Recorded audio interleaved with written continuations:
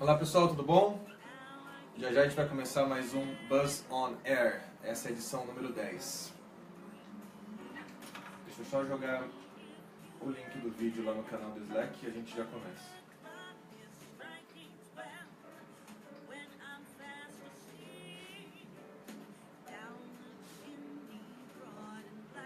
O Fuxico vai participar também.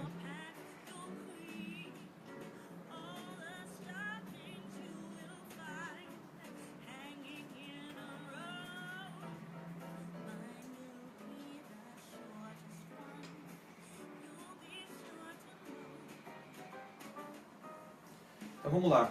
Bom dia pessoal, aqui é o Rafael Buzon, esse é o Buzz on Air, num novo formato. Estou fazendo ele, vou buscar fazer ele todos os dias pela manhã, geralmente começando entre as 8 e pouquinho da manhã, certo?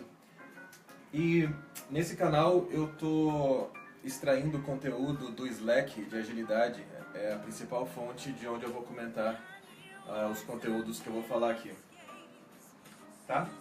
Deixa eu só baixar o som aqui um pouquinho mais. Então, para essa edição eu escolhi dois temas para comentar, mas antes de comentar sobre eles eu queria reforçar para quem ainda não sabe sobre o Agile Trends. Vai começar na semana que vem, dia 12 e 13 de abril. 12 e 13 de abril. E teremos várias palestras sobre várias pessoas, é um dos maiores eventos de agilidade que a gente tem. Eu vou palestrar no primeiro dia, no segundo dia a gente vai fazer uma trilha diferente, que é o Show Me Your Board. Então ela vai acontecer depois do almoço, com várias pessoas participando, de várias empresas diferentes, e elas vão estar falando sobre como funciona o fluxo Kanban delas. Certo? Se você quiser participar e quiser um desconto de R$50, eu ainda tenho alguns cupons, tá bom? Só me procurar que a gente te passa. Os temas que, bem, queria avisar também que eu criei um canal no Slack de agilidade, chama Buzz on Air, Buzon Air, né? Que é o meu sobrenome, Buzon, e o Air em inglês no final. Se você quiser comentar ou mandar alguma coisa, algum recado, alguma sugestão, você pode mandar por esse canal do Slack também. Certo? Deixa eu ver como está o vídeo aqui. Muito bem. Então, bom dia aí para o Júlio César. Beleza? Valeu, Júlio. Então, os temas que eu vou falar aqui hoje são os seguintes. Um eu peguei no grupo de Scrum, que vai falar do Proto Kanban, né?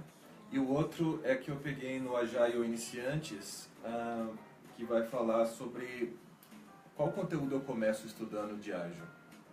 Por onde eu começo, certo? Então eu vou falar primeiro do Scrum, do Proto Kanban. Quem promoveu essa discussão aqui foi o Thiago Torricelli, né, ele comentando sobre se é Proto Kanban, se é Kanban, se a gente deveria chamar de Kanban para poder simplificar as coisas, e o mundo já é complicado demais para a gente ficar inventando termos como Proto Kanban, né? Alguém falou alguma coisa do Trello aqui, mandou um board do Trello e falou que era Kanban, só que aí o Torricelli falou, se a gente ficar falando toda hora o que é, o que não é, enfim, fica mais complicado do que ajuda, né? E aí tem um método do David Anderson também, que o Thiago Torricelli ele tenta falar que todo mundo tenta encaixar as coisas no modelo do David Anderson, de Kanban, né? E que não precisaria ser assim, né? Poderia ser mais fácil as coisas. Você vai chegar no board de uma pessoa e vai falar assim, não, isso daí não é um Kanban, isso daí é um proto-Kanban, né? Fica meio chato, né? E eu concordo e discordo com o Thiago, né? Tem um ponto que faz muito sentido, que é, por exemplo, quando você não está... A música ficou diferente, né?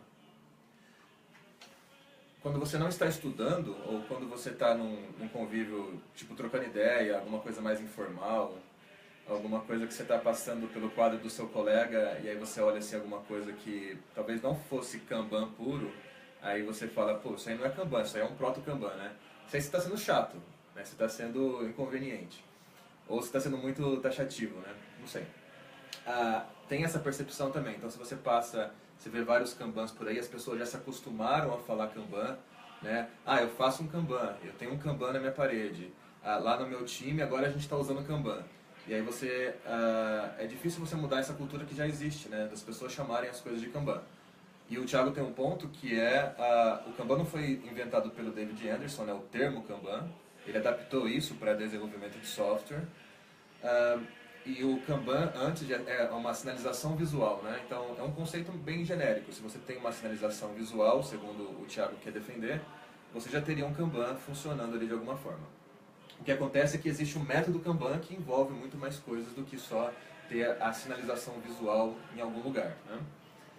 Então esse é o ponto que eu concordo com o Thiago, em que você não precisa ficar toda hora falando, não, isso é um Kanban, isso é um proto-Kanban, etc, né?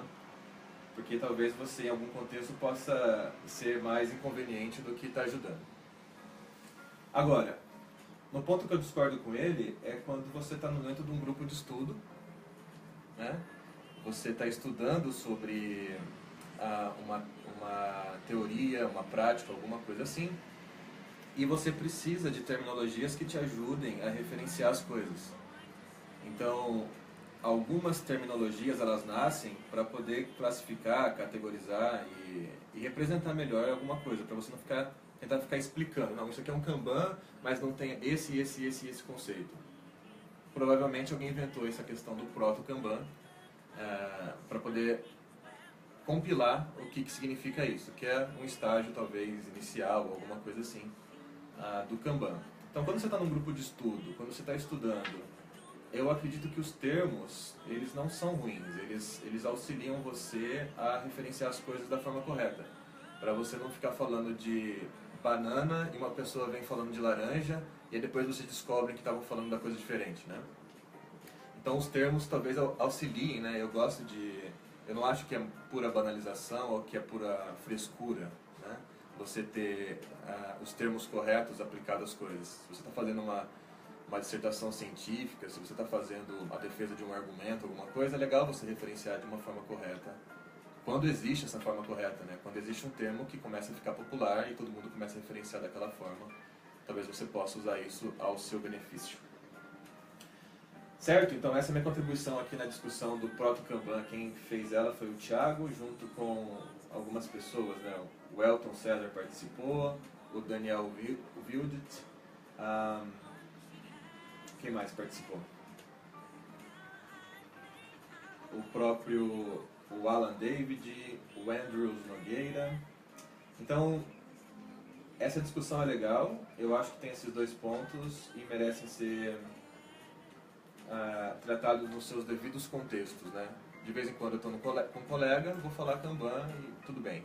Mas quando eu estiver estudando ou me referenciando de alguma forma mais acadêmica, talvez usar proto-Kanban, quando for necessário, seja mais interessante.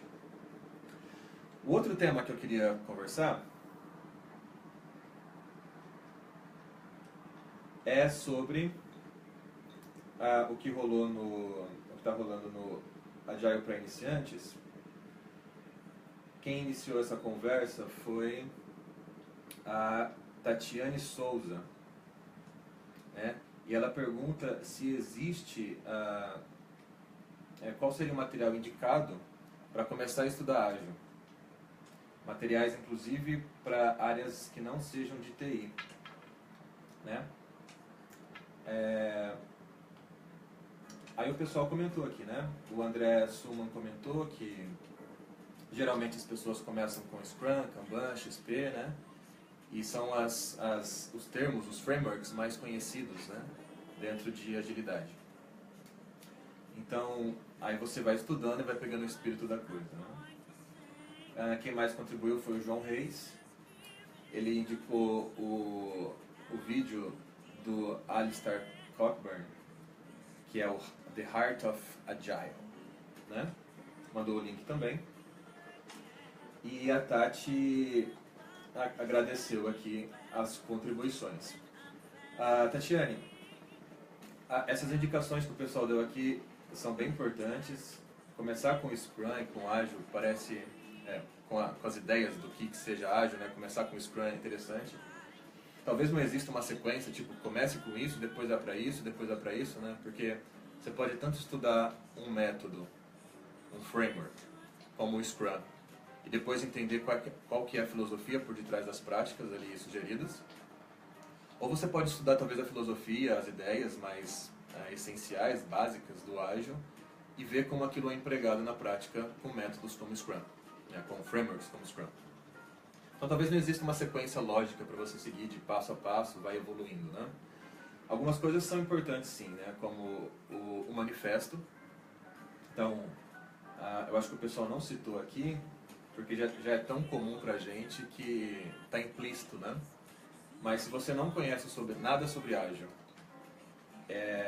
o manifesto Ágil é ainda a principal referência que existe em termos de agilidade. Tudo deveria estar derivando do manifesto Ágil, né, dos 4 valores e 12 princípios que existem lá. Foi desenvolvido, foi criado, né, emergiu em 2001 com um grupo de 17 pessoas, e eles conversavam sobre coisas que estavam funcionando na época, e eles tentaram abstrair o que estava funcionando em alguns conceitos mais genéricos, né, para poder virar um manifesto e poder orientar toda a indústria depois de software. Nem sei se essa era a intenção deles inicialmente, mas o manifesto hoje funciona dessa forma. Ele inspira e ele orienta, de certa forma, tudo que vem depois dele, né? Todas as práticas e os frameworks que tentaram adaptar a filosofia ágil. Então, começar com o manifesto ágil é importante. Só fechar aqui que começou um barulho forte.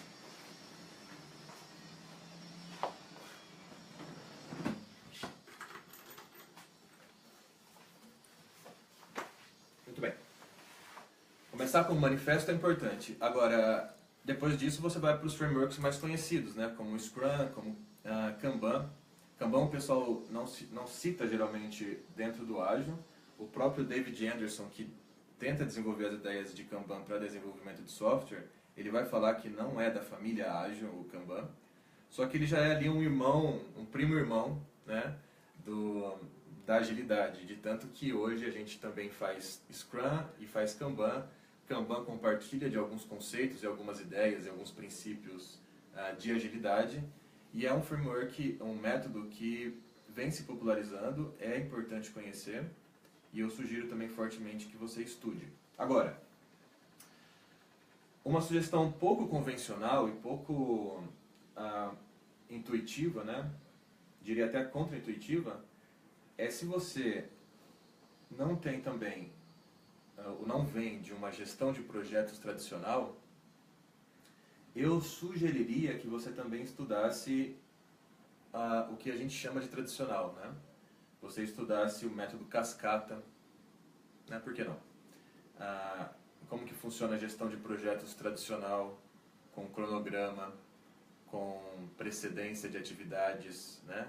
Dependência entre atividades, fazer um cronograma que seja no Excel, no Microsoft Project, que você estude o PMBOK, e acho que são 10 agora, 10 áreas do conhecimento de gestão de projetos, né? O PMBOK, junto com o PMI, eles são ainda a maior referência de gestão de projetos que existe, né?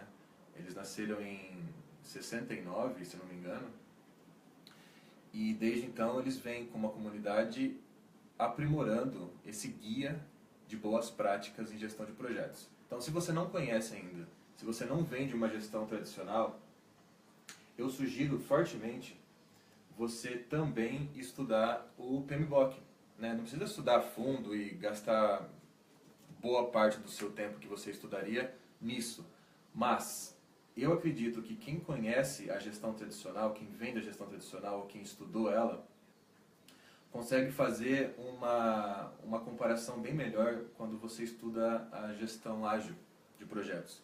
Você consegue fazer um deparo de como que era antes e como que é, o porquê que surgiu as práticas ágeis dentro de um contexto tradicional, né? Como que as práticas ágeis vêm tentando substituir coisas que não são tão efetivas para desenvolvimento de software ou trabalho de natureza complexa, né? Então, entender agilidade e outra, não é inútil você estudar, né? Porque muito do que ainda tem por aí, muito das empresas ainda usam conceitos tradicionais de gestão de projetos. Então você vai ter ali um conjunto, um guia bem interessante de orientações. Então você vai ter 10 áreas do conhecimento, você vai ter gestão de riscos, gestão de stakeholders. São coisas que, de certa forma, estão implícitas dentro de algumas práticas ágeis, mas você estudar isso de forma explícita te ajuda a ter um corpo de conhecimento maior. Então o seu cinto de utilidades na hora de você usar isso no dia a dia também aumenta. Então eu sugiro também, né, fica a dica aqui, que você estude o PMBOK. Isso não é uma prática comum, você não vai ver o pessoal recomendando isso, mas eu acho que é bem interessante para quem se propõe a gerir projetos e produtos, que você entenda desde 69 o que vem sendo discutido nessa comunidade de gestão de projetos. Né? Faz todo sentido, tem um corpo de conhecimento interessante, muitas pessoas debruçadas em cima disso. O PMBOK vem se adaptando também com o tempo, ele tem versões, né? Acredito que ele esteja na 5ª versão, se não me engano. E ele vem se adaptando, inclusive, trazendo conceitos ágeis, né? O próprio PMI já lançou a certificação ágil, chamada ACP.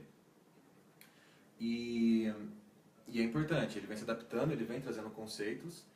Ele, acredito que foi estigmatizado no passado, né? Ele virou a bíblia do tradicional, né?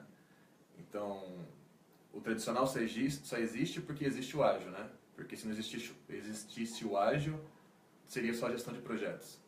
Então, a gente ágil, agilista, que classificou aquele conjunto de práticas como tradicional. E aí, o que existia até então era o PMBOK, e o PMBOK virou ali a bíblia do tradicional, né? Apesar de não ser isso, né?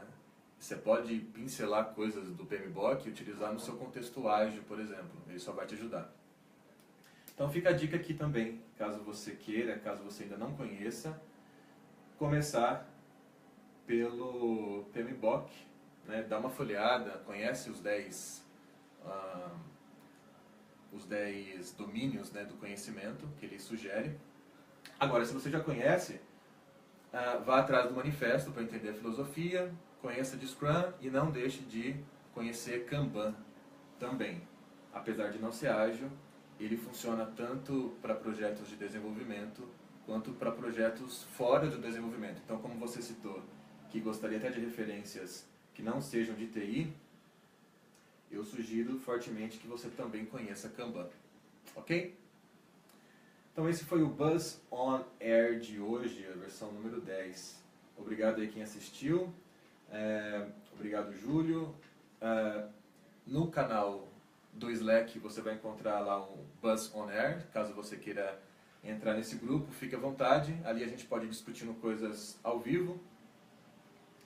Ou você pode deixar ali algum comentário no dia seguinte eu poder também resgatar.